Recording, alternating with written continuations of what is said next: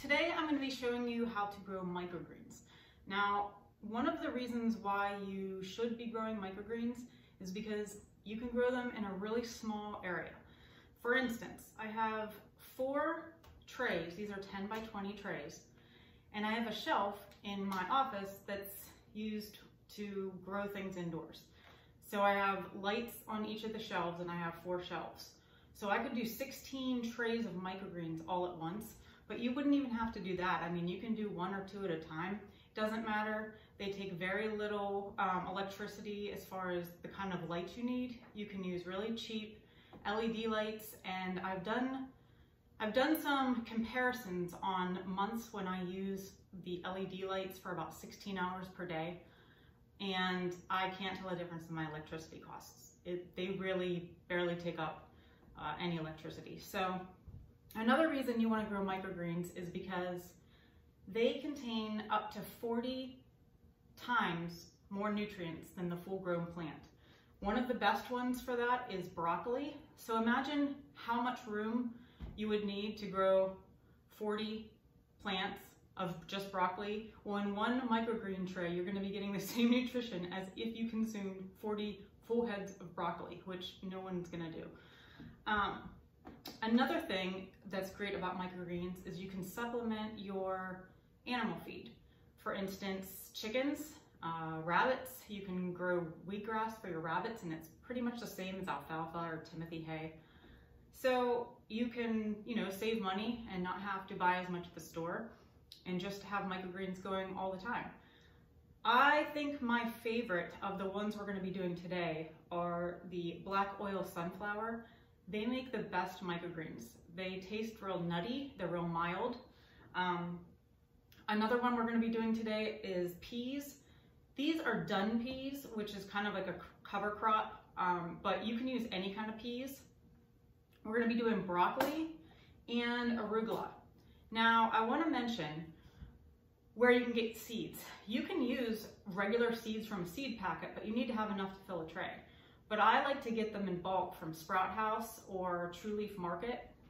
That's usually where I buy all of my seeds from, and I buy them in big bags or big packets, and you save more money that way, obviously.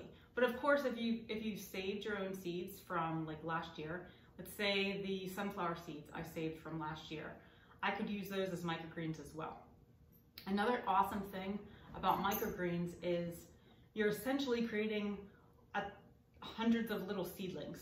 So if you let them go, maybe you just reserve a pocket in the back that you don't eat or you don't give to your animals, you can pull them out and replant them as transplants. So it's kind of like giving you a head start, so you can eat a bunch, but you also have seed starts. So it's like a 2-in-1 thing. Now, the only thing I'm using here today, I'll try to go over everything, is these 10 by 20 trays. Now, the bottom tray, there's 2 trays here. The bottom tray is solid, it does not have holes. The top one has little slots.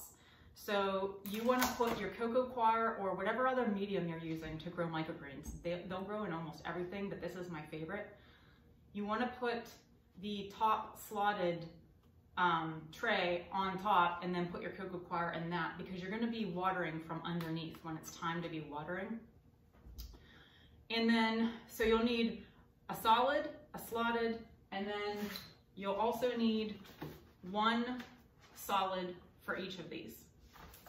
Another thing you're going to need, well, actually you don't really need it, but I like to do this because I know exactly the amount of weight of each kind of seed will adequately fill up a tray. So I use a kitchen scale, and I use these red solo cups for pretty much everything, for seed starts and everything else. And this also comes in handy. This is one of those like Parmesan cheese shaker things that you see at restaurants. I got this at the Dollar Tree. And the reason this is helpful is because with little tiny seeds like broccoli and arugula, it's easier to broadcast it evenly on the cocoa coir because they're so tiny. And then otherwise they'll just clump up and go in all the holes, and then it's just a pain. So this just is a convenience thing, but it's not really needed. Obviously you'll need cocoa coir or some other medium, like I said. Some people have had success growing on paper towels. I've tried that. This is my favorite because I can reuse the cocoa coir for other things. All right, first we're gonna start off with, oh, I forgot one more thing you're gonna need. You can use heavy books though, you don't have to use what I'm using, but I have 7.5 pound weights. And I'll explain all of that as I go along, why you want something like that. But like I said, just get something heavy like a big book. You don't need those weights, I just happen to have them. I'm gonna start here. The first one we're gonna do is black oil sunflower seeds.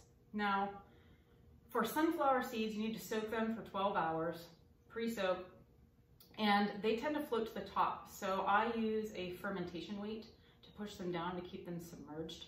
And the only reason you're soaking them first is because they have that hard shell and it gives them a head start in order to sprout.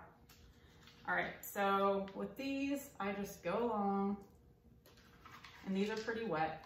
You want your cocoa coir to be kind of damp, but not too wet. So if you can squeeze it and water's coming out, it's probably a little too wet. So maybe spread it out into something and let it dry off a little.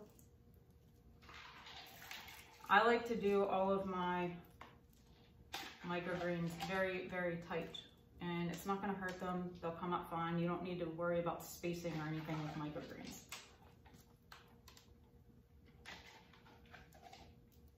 All right, that's about it. And then I'll just kind of go around and try to smooth it out if there's chunks where there's a whole lot. Okay. Now for the black sunflower seeds, I used 125 grams of sunflowers, and then I soaked them, and then we just put them here. For these, what you want to do is you want to put this lid on with the bottom on top of the sunflower seeds, and then you're going to put a weight on it, or a book, or whatever. You're going to keep this on for 3 days, and then after the 3rd day, you're going to remove the weight, you're going to flip over this, and you're going to keep it in what's called blackout for 2 days. So what this does is the weight helps kind of shove the shoots down into the cocoa coir to go into the holes underneath. And then every day, the first 5 days for this, so even when it's weighted and when it's in blackout, every day you're going to take just plain filtered water, or it doesn't even have to be filtered. I've used chlorinated water and had no issues. But you're going to give them a mist. And you want them to be moist, not too dry, not too wet. Just do that every day. You might want to check day and night depending on how dry or wet it is in your area. But you're going to do that. And then after the 3 days with the weight and the 2 days of the blackout, then you're going to put them under lights. And then they'll be ready in about a week. So when you put them under the lights, you're going to switch from spraying with the plain filtered water, and you're going to start watering them from underneath. You do not have to use hydroponic nutrient solution. I do though, because I feel like it just speeds things up and they're higher quality. You can use just water though for microgreens. You don't have to use nutrients, but I prefer to. All right, moving on. Next we have dun peas. Like I said, it's like a cover crop, but you can use any peas that you saved. You can get a different varieties of speckled peas, I believe, and other things from True Leaf Market or Sprout House. You're gonna do the same thing as you did for the sunflower seeds. You're gonna soak them for 24 hours. Now these, I actually started soaking about 4 days ago. I don't know if they're gonna go over well, but we were kind of busy with butchering a deer and stuff like that, and I just didn't have time to make the video sooner. So these have already sprouted. I think they'll be fine. They don't smell musty or anything, but I'm not sure how these are gonna turn out because usually I only soak them for 12 hours.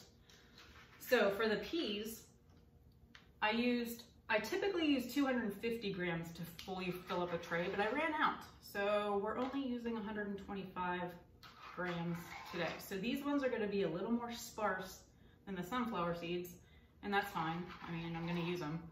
But typically I would use 250 grams of these.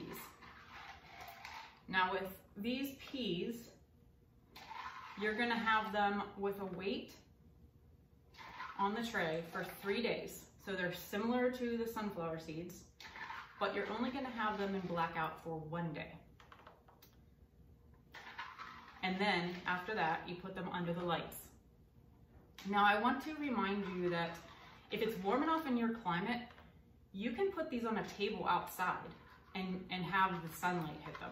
They might take a little longer given right now that it's winter and we're not getting as many daylight hours, because what I like to do indoors is keep them under lights for 16 hours and then I turn off the lights for 18 hours. And I have my lights on a timer so I don't have to think about it or remember. So again, with the peas, you're gonna spritz them down, and you'll do this every day.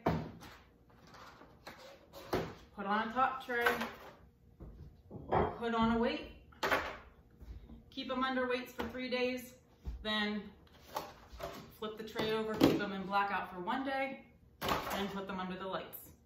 Once you put them under the lights, you're gonna water in the very bottom tray, and those roots will just pick up that water from below.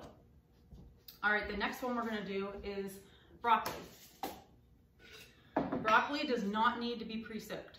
So you can just pull it right out of your seed packet and measure out 20 grams of broccoli.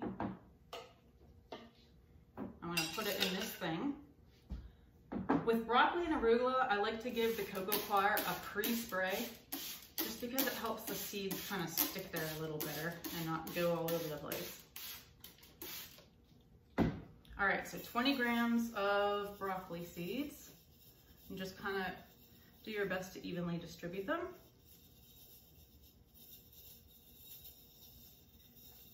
And broccoli, you're gonna have 3 days with the weight, just like the previous two, and 1 day with the blackout, just like the peas.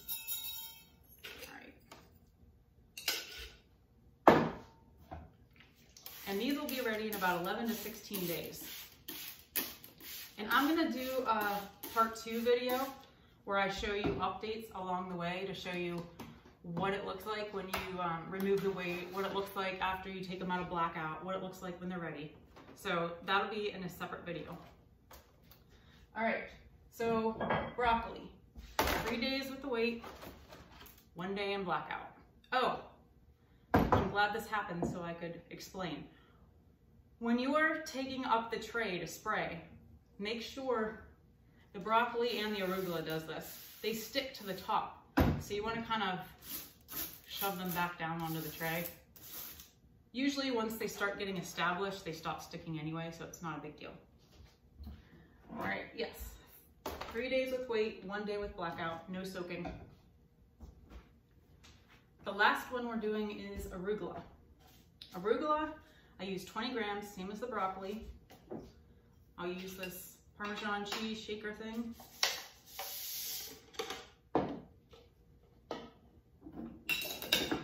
I'll mist it down.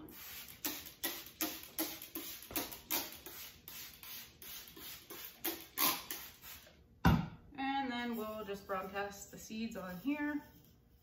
Arugula and broccoli seeds look almost identical. They're about the same size and the same weight, obviously, except the arugula seeds are a little lighter, so they're easier to see where they're going. Okay. Then you're gonna mist them again. And with arugula, you're gonna have 3 days with the weight and 2 days of blackout, kind of like the sunflower seeds.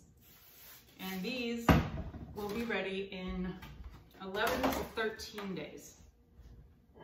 And like I said,